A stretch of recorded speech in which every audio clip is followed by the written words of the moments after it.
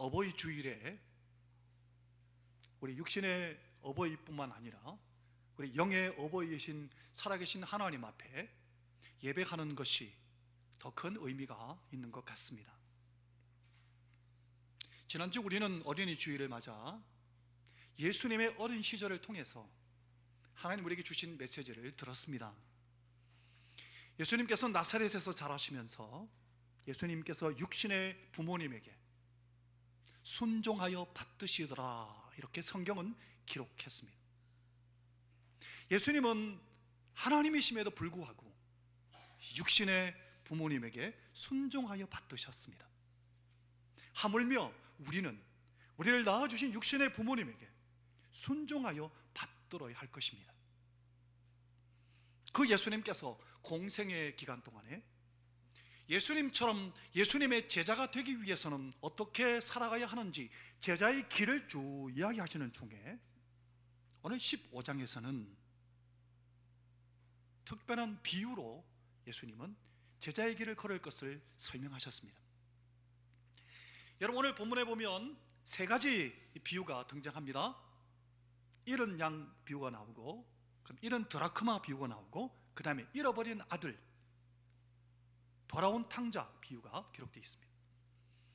우리는 이 부분을 어려서부터 교회를 출석하신 분들은 이 본문을 굉장히 익숙하고 잘 알고 있습니다. 돌아온 탕자에 대해서는 영국도 교회에서는 많이 했습니다.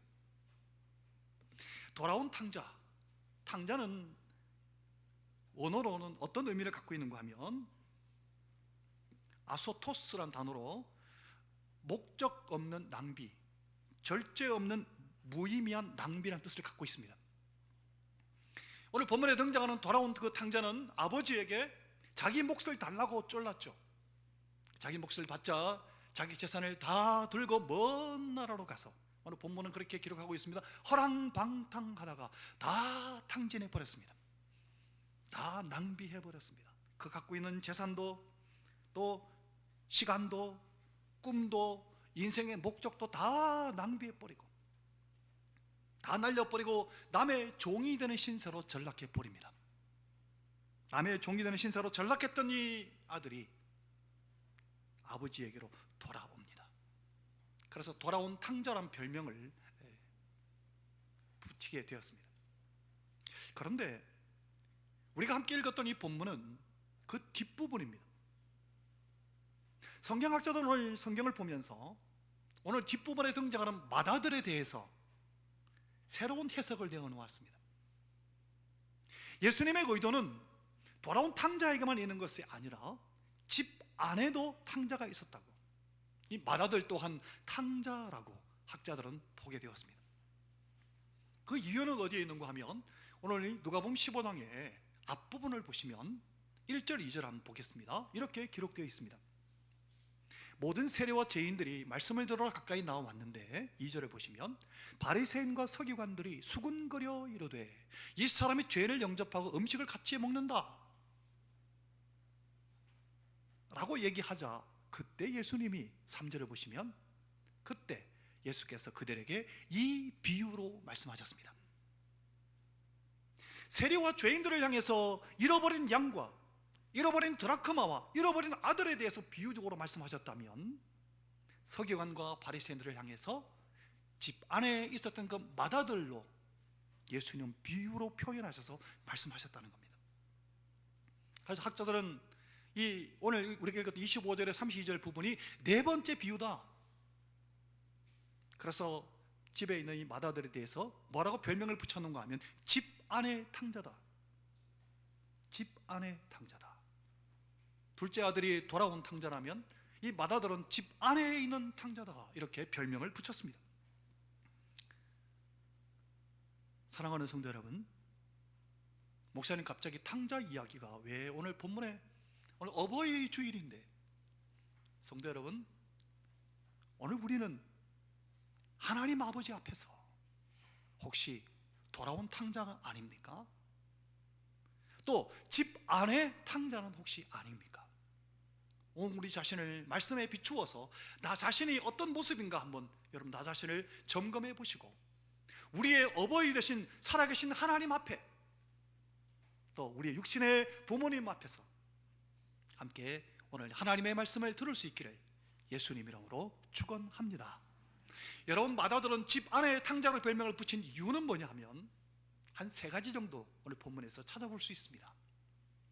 첫 번째는 이 마다들이 아버지의 마음을 헤아리지 못했습니다. 자, 마다들이 하는 이야기를 한번 볼까요? 20절 먼저 20절을 먼저 한번 보시면 같이 읽어보겠습니다. 이에 일어나서 시작. 이에 일어나서 아버지께로 돌아가니라. 아직도 거리가 먼데.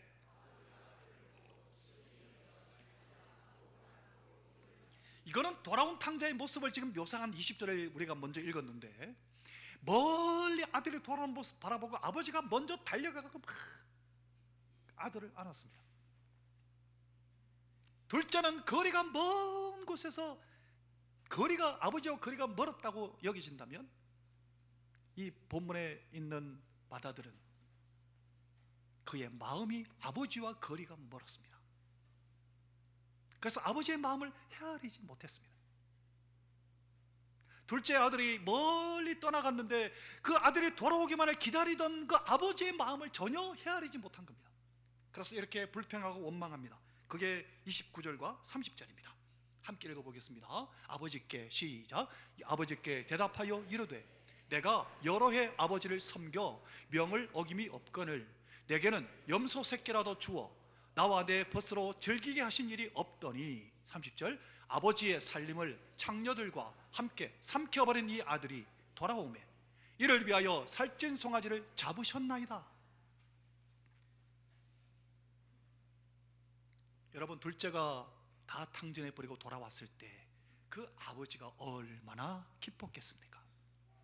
그 기쁨을 송아지를 잡아가 잔치를 벌였는데 그 아버지의 그 기뻐하는 마음을 마다들은 전혀 헤아리지 못한 겁니다. 오늘 우리도 이럴 수 있습니다.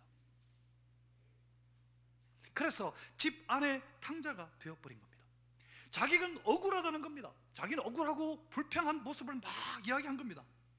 그런데 그 말도 어느 정도 일리는 있습니다만은 아버지가 떠난 아들 때문에 아파하고 돌아오기를 기다릴 그 마음을, 아들이 완전히 거짓골이 돼갖고 돌아온 그 아들을 때문에 기뻐하는 그 아버지의 마음을 전혀 헤아리지 못한 겁니다. 하나님 아버지도 마찬가지입니다. 하나님 아버지도 우리를 바라보실 때 예수를 믿지 않던 사람이 회개하고 주께로 돌아올 때, 또 믿던 사람이 떠났다가 다시 돌아올 때 하나님 아버지께서 얼마나 기뻐하시겠습니까? 오늘 우리의 삶의 현장에도 육신의 부모님도 마찬가지입니다. 육신의 부모님은 형제간에 의좋게 지내는 걸 얼마나 기뻐하십니까? 그 아버지의 마음을 집안의 탕자가 이해하지 못한 겁니다. 성도 여러분, 우리의 믿음의 선배들의 삶을 보면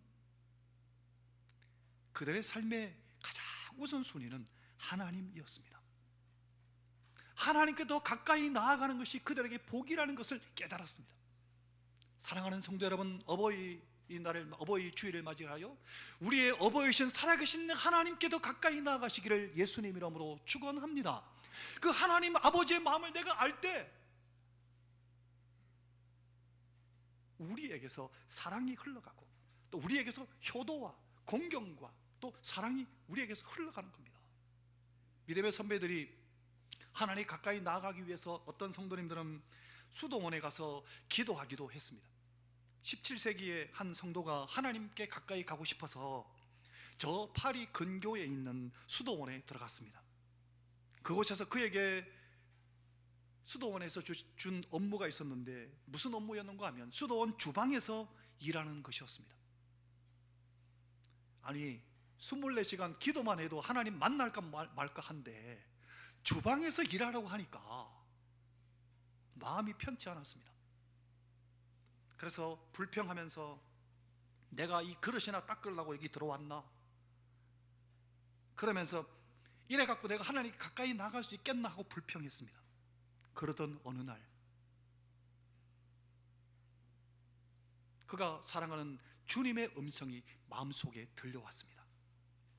아들아, 그 일은 내가 널 너무나 사랑해서 맡긴 거란다. 그 말을 마음속에서 들려오자 그는 숙연해졌습니다. 아, 주님이 나를 사랑해서 이 주방의 일을 맡기셨구나. 그 후로 그는 자신이 하는 일이 즐거워지기 시작했습니다. 그릇을 닦고 청소를 하면서 주님과 대화하기 시작했습니다. 그러면서 주방에 가득한 주님의 임재를 체험하게 되었습니다. 그 체험을 기록한 책이 바로 로렌스 형제의 하나님의 임재 연습이라는 책입니다. 사랑하는 성도 여러분, 우리도 그렇지 않습니까? 우리가 누군가와 사랑에 빠지게 되면 어떻습니까? 연애해 보셨지 않습니까? 사랑에 빠지면 그 사람과 시간을 함께 보내고 싶고, 그 사람과 끝없이 대화하고 싶고, 함께 말하다가 울기도 하고 웃기도 하지 않습니까? 사랑하는 사람과 함께하면. 요즘 성도님 여러분 자신들을 한번 점검해 보십시오. 최근에 하나님과 너무 대화하고 싶어지는 마음이 생긴 분이 계십니까? 기도하다가 가슴이 벅차오르는 경험이 있습니까? 찬송가 85장 찬송처럼 구주를 생각만 해도 내 마음이 좋거든. 주 얼굴 배울 때에야 얼마나 좋으랴. 이 찬송이 막 떠오르고 생각나신 적 있으십니까? 아니면 반대로 교회에 나오고 출석하기는 하는데 하나님의 임재를 전혀 경험하지 못하고, 예수님의 이름이 전혀 내 마음에 감동이 안 되고, 지금 설교를 듣고 있는데 마음에 전혀 감흥이 없진 않습니까? 여러분 지금 상태는 어떻습니까? 사랑하는 성도 여러분, 교회를 출석하고 있긴 하지만, 지금 설교를 듣고 있지만 내 마음이 냉랭하다면 아마 여러분은 집안의 탕자일 수 있습니다. 하나님이 여러분 안에 안 계신 겁니다. 이 집안의 탕자된 이 마다들이 두 번째는, 첫 번째는 하나님 아버지의 마음을 헤아리지 못했다면, 두 번째는 이겁니다. 같이 볼까요? 30절 말씀입니다. 같이 읽어보겠습니다. 시작. 아버지의 살림을 장녀들과 함께 삼켜버린 이 아들이 돌아오매 이를 위하여 살찐 송아지를 잡으셨나이다. 이 구절 그대로 놔두세요. 자, 마다들이 돌아온 동생을 향해서 뭐라고 부르고 있습니까? 뭐라고 부르고 있습니까? 아버지한테? 이 아들이 그랬습니다. 이 아들이 원어에 보면 당신의 아들이로 되어 있습니다. 아버지의 살림을 창녀들과 함께 삼켜버린 이 당신의 아들이 돌아오매 살찐 송아지 잡으셨네요. 마다들에게 형제의식이 사라져버린 겁니다. 형제를 사랑하는 마음이 전혀 없는 겁니다. 아버지 마음을 헤아리지 못한 게 아니라 형제를 사랑하는 마음이 아예 없어져 버린 겁니다. 이 아들이래요. 당신의 아들이라고 원어에는 그렇게 기록되어 있습니다. 당신의 아들이 허랑방탕하다가 돌아왔는데 그 못난 아들을 위해서 송아지 잡았습니까? 라고 물어보는 겁니다. 그런데 아버지의 대답을 볼까요? 아버지는 이렇게 대답하셨습니다. 32절 떼어주십시오. 여기 보면 아버지가 뭐라고 말씀하십니까? 이 내 동생은 그랬습니다. 아버지는 이 아들이 똑같이 말하지 않습니다. 네 동생이다 라고 아버지는 말합니다. 집안의 탕자는 바로 형제와 자매를 바라보면서 내 형제라고 보지 않고 당신의 아들 아닙니까? 이렇게 본다는 겁니다. 형제의식을 상실해버렸기 때문입니다. 오늘 우리의 모습은 그렇지 않습니까?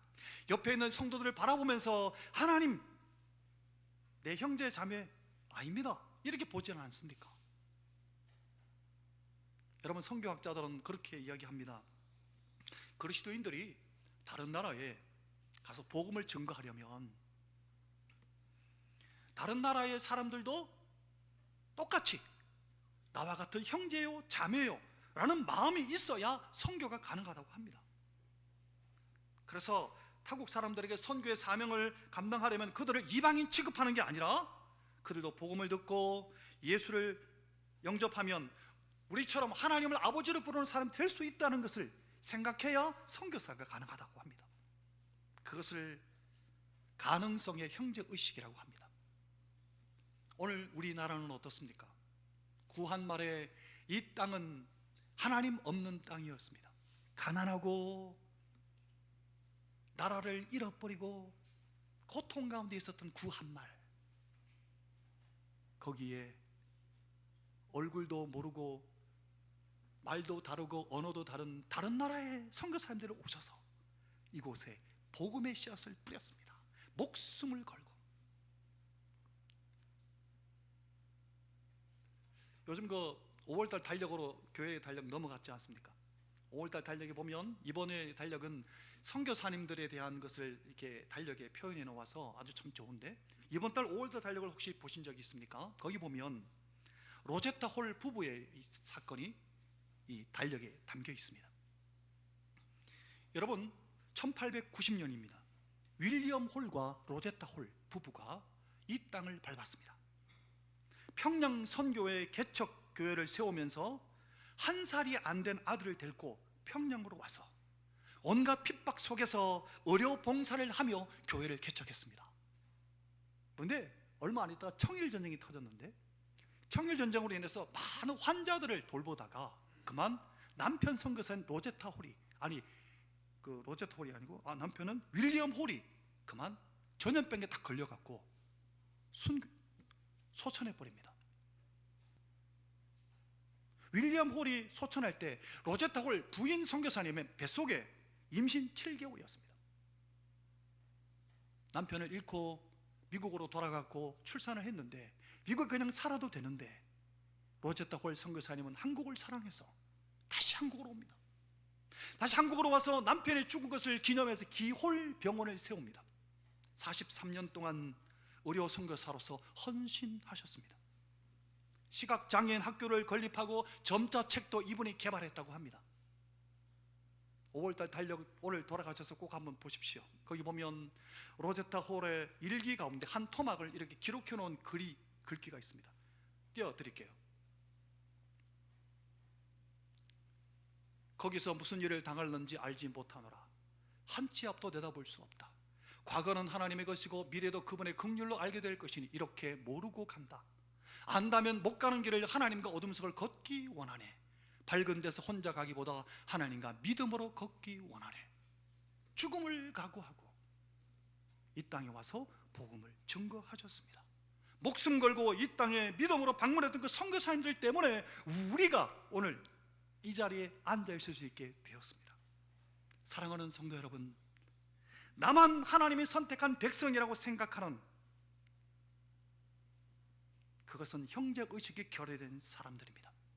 안 믿는 사람들을 바라보고 사탄의 백성이라고 손가락질하는 것 잘못됐습니다. 그들 가운데서도 예수 믿고 주께로 돌아올 수 있습니다. 디모데전서 2장에 보면 이렇게 말씀하셨습니다. 하나님 모든 사람이 구원을 받으며 진리를 아는 데 이르기를 원하신다고. 오늘날 형제의식을 상실한 많은 교인들이 있습니다. 그분들 때문에 교회 분위기가 어둡고 무겁고 아플 때가 있습니다. 사랑하는 성도 여러분, 집을 나갔다가 돌아온 탕자가 돌탕이라면 집 안에 있는 탕자는 집탕입니다. 돌탕만 회개할 게 아니라 집탕도 회개하셔야 합니다. 내가 혹시 형제 사랑이 결여되어 버려 있는 집탕이 아닌가, 나 자신을 점검해 보십시오. 옆에 있는 형제와 자매를 향해서, 여러분 남자 성도님 형제님이라고 불러주시고 여 성도님은 자매님으로 불러주시면서 앞뒤좌우로 인사하실 때 형제님, 자매님 사랑합니다. 앞뒤좌우로 인사하겠습니다. 형제님 사랑합니다. 자매님 사랑합니다. 형제님, 자매님 사랑합니다 할 때 내 마음이 불편한 분은 집탕입니다. 형제 사랑이 결여되어 있는 겁니다. 세 번째, 집안의 탕자의 세 번째는 오늘 본문의 29절을 보면 집안의 탕자된 맏아들이 이렇게 이야기합니다. 아버지께 대답하여 이르되 내가 여러 해 아버지를 섬겨 명을 어김이 없거늘 내게는 염소 새끼라도 주어 나와 내 벗으로 즐기게 하신 일이 없더니, 지금 무슨 얘기를 하고 있습니까? 나는 잘못이 없는데, 당신의 아들이 잘못이 있는데 나는 잘못이 없다는 겁니다. 그거는 바로 자기 의에 사로잡힌 겁니다. 자기 의에 사로잡히니까 모든 게 원망이고 불평이고 지적이고 비판이 되는 겁니다. 내만 옳다고 생각하는 겁니다. 자기 의, 이 굉장히 위험합니다. 우리가 예수를 믿는 가운데 예수님께서 바리새인들을 향해서 그렇게 질타하신 이유는 그들이 바로 자기 의에 사로잡혀서 남들을 비판했기 때문입니다. 자기 의에 사로잡힌 사람들이 교만하기 쉽습니다. 성도 여러분, 누가복음에 우리가 방금 15장을 보았는데 18장에 가면 예수님이 또 비유를 들어 설명하신 게 있습니다. 한번 보겠습니다. 누가복음 18장 19절에서 11절 함께 읽겠습니다. 또 시작. 또 자기를 의롭다고 믿고 다른 사람을 멸시하는 자들에게 이 비유로 말씀하시되 10절 두 사람이 기도하러 성전에 올라가니 하나는 바리새인이요 하나는 세리라. 11절 바리새인은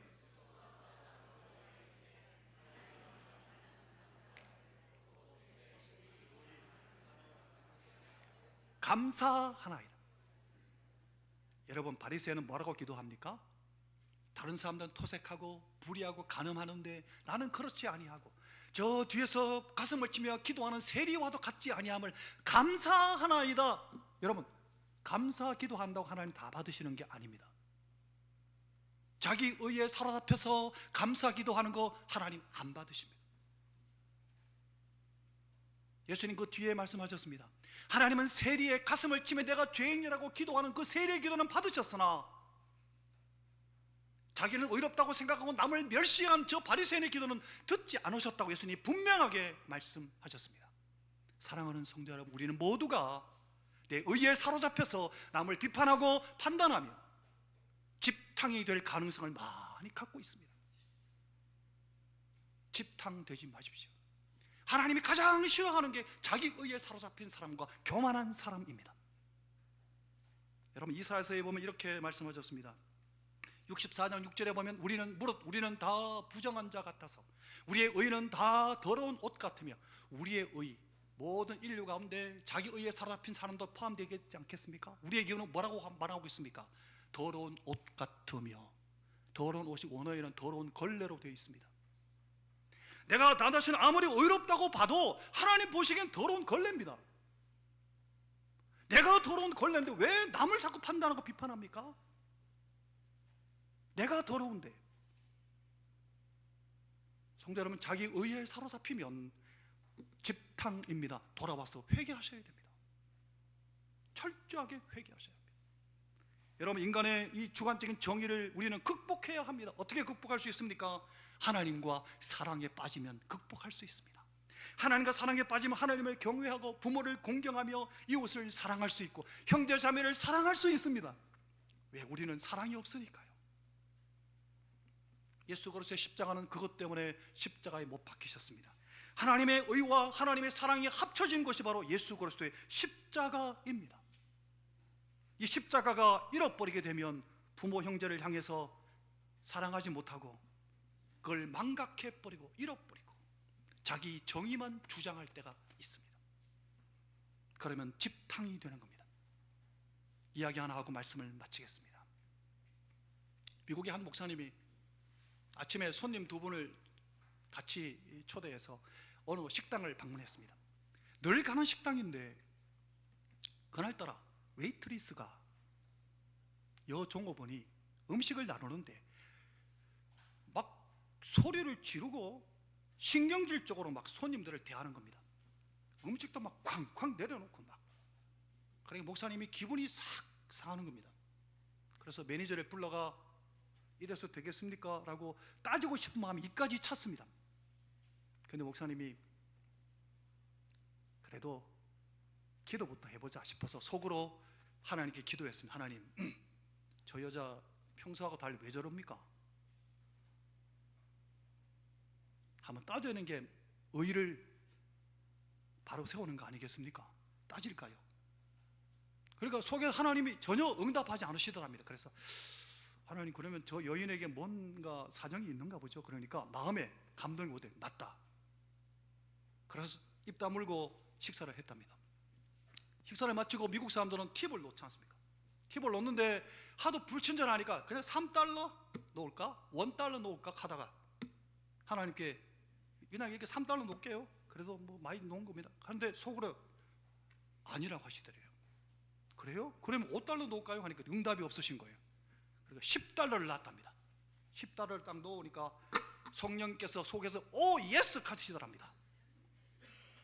그 목사님이 10달러 딱 놓고 나오시는데 그 여인이 10달러 들고 막 따라왔더랍니다. 이거 팁 아니죠? 목사님이 맞습니다. 자매님이 많이 힘드신 것 같아서 조금 더 놓았습니다. 여인이 눈물을 팍 흘리면서 하는 얘기가 이렇게 얘기했답니다. 죄송합니다. 제 서비스가 너무 무례했죠.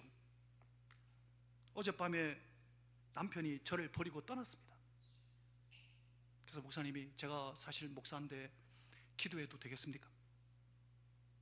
그래가 기도했답니다. 주님, 온 세상이 다 이 여인을 버려도 버리지 아니하시는 주님, 주님은 이 여인을 위해서 십자가에 죽지 않으셨습니까? 주님이 이 여인을 살리기 위해서 부활하지 않으셨습니까? 주님이 이 여인을 만나 주십시오라고 기도하셨답니다.